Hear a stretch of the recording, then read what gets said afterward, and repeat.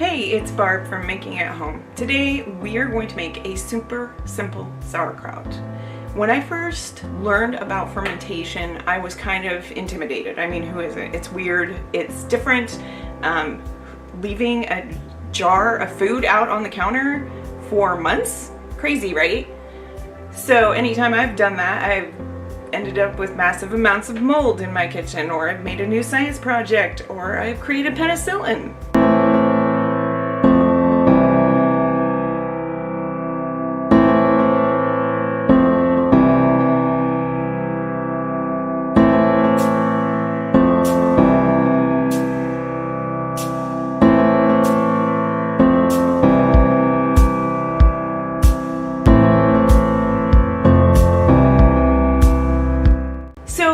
Why ferment? What's the difference between that and pickling? Well, pickling is a little bit different because you're not actively leaving the food to sit at a certain temperature in a salt brine. With pickling, you're actually canning it. You're using just a seasoned mixture, and you're going to put those vegetables into a jar usually and water bath can them. So it's slightly different. Fermentation is basically when you use a saltwater brine, usually about a 10% salt ratio, and you put it in a crock or some kind of container, and you keep all of the vegetables under the fluid. And what happens is called lactofermentation. Basically, the water and the salt break down the vegetable to release lactic acid. And this is what keeps the vegetables from growing bad bacteria, fungus, mold, the gross stuff that we all are used to seeing in our fridge when we left something in there too long. So it keeps the right type of acidic level that you're not going to have those bad growths. So where did fermentation come from? Why do we do it now? Fermentation was something that our ancestors used, just kind of like curing. It basically was a way to keep the harvest and keep it from going bad too quickly because, of course, they didn't have refrigerators or freezers or all of the methods of preserving food that we do. And little did they know that fermentation was actually good for them.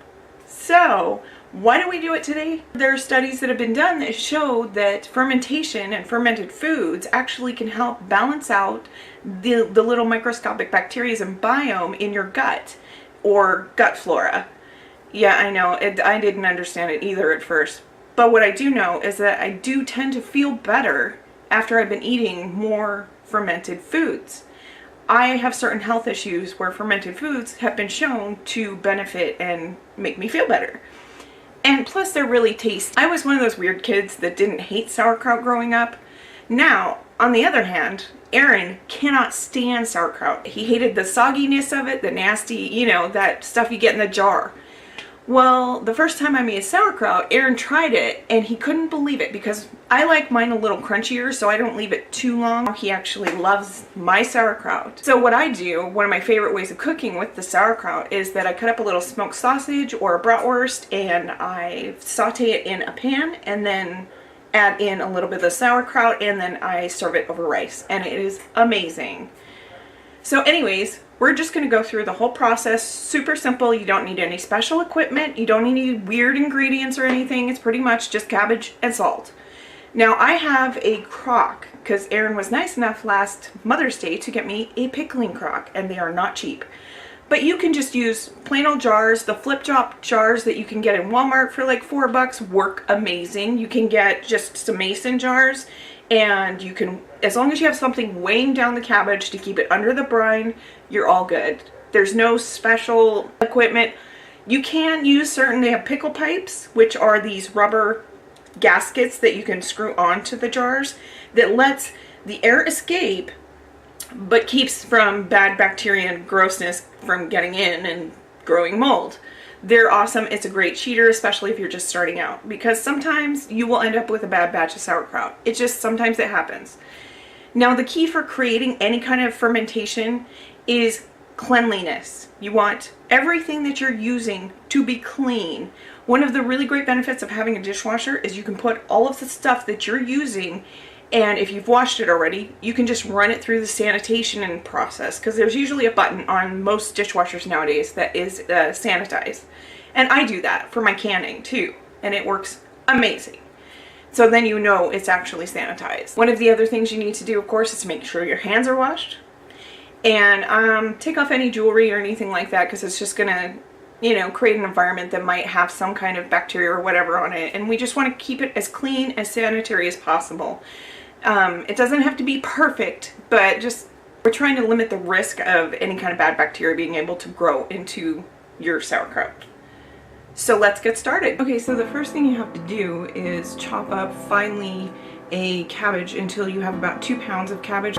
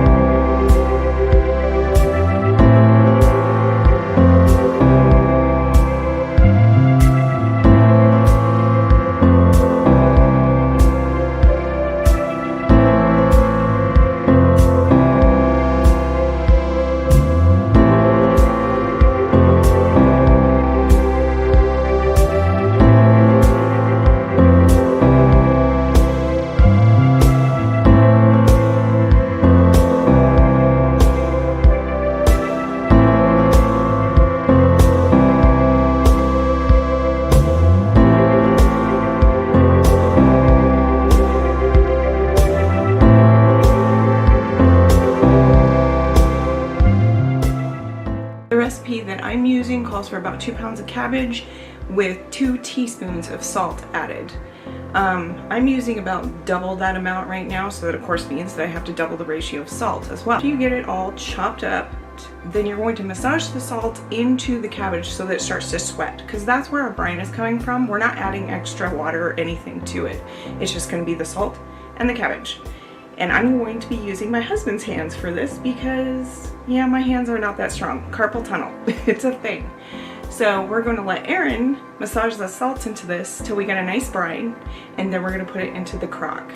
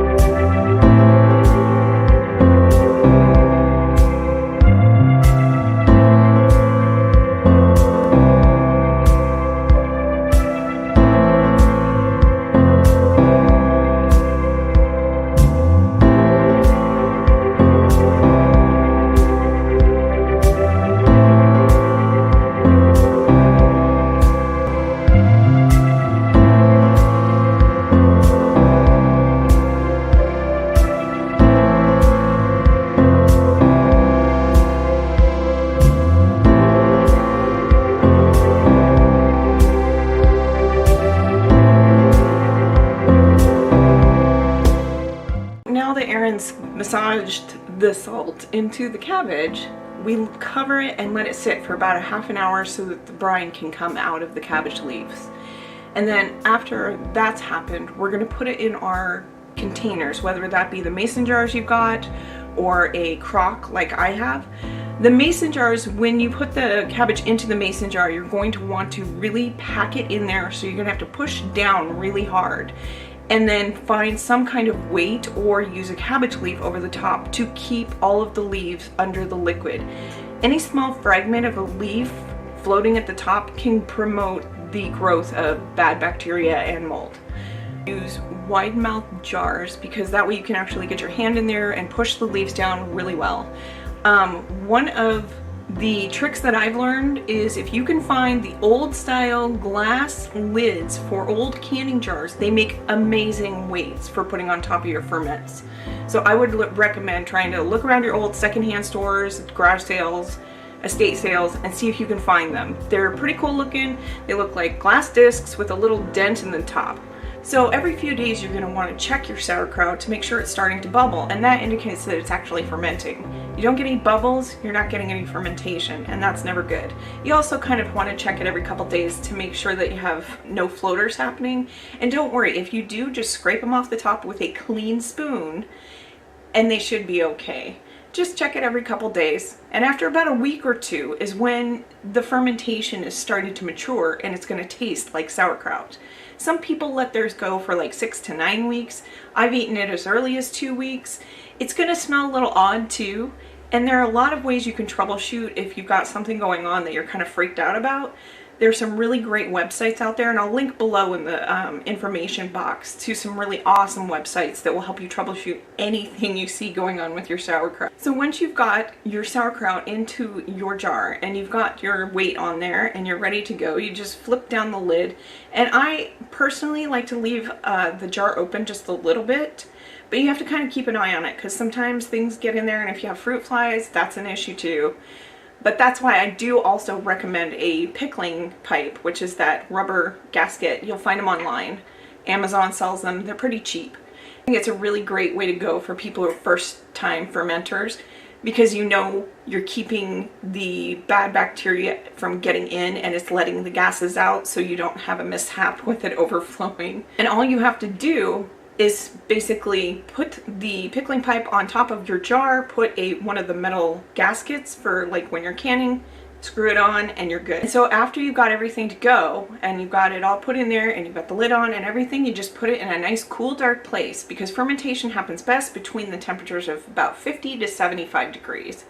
I've never really had any issues, and sometimes my house tends to run a little warm, but I just kind of keep it in a shaded spot where it's not getting the sun or any heat, so that it's at the right temperature so that the bacteria that we're looking for grow. And don't worry, everybody has issues when they do their first ferment. So if it doesn't work, it's not a huge deal, because cabbage isn't exactly super expensive. If you do notice that you have mold or an issue like that happening, that's when you want to use your senses. If it smells bad and looks bad, it's probably bad. There are going to be some interesting smells coming from your sauerkraut. Sometimes I've noticed it smells a little bit like bleach, which I find odd, but it's been perfectly fine and tastes great, and I just left it to ferment for a couple more weeks. I also recommend on the jar somewhere, like a label, you could put a sticky label or something and put the date on it so that you know how long it's been fermenting. But usually you're good if you see bubbles and everything looks healthy and happy. You'll start to notice that it'll smell like sauerkraut after a certain period of time, and it's really up to you when you want to eat it. And once it's ready, taste it. Just take a nice clean fork or a spoon and get in there and taste a piece of it. And if it tastes great and you love it, then it's done. And the only thing you have to do is put it in the fridge. And it usually keeps in the fridge for a good long time. So that's all there is to it. Really simple. It's actually pretty quick, except for the half-an-hour wait time waiting for the brine to develop. But other than that, it's pretty easy. Don't be dismayed if you end up messing up your first batch. Sometimes it happens. It just takes practice, like any other type of cooking in the kitchen. It's just like canning or pressure canning or making jam or any of that. It takes time sometimes to develop a really good method and routine. I hope you enjoyed this simple tutorial on how to make your own sauerkraut. We put out videos once a week on how to nurture a simpler, happier, healthier home. Thanks for hanging out. Be sure to subscribe and share our videos, and don't forget to hit the little notification bell so you always know when we have a new video.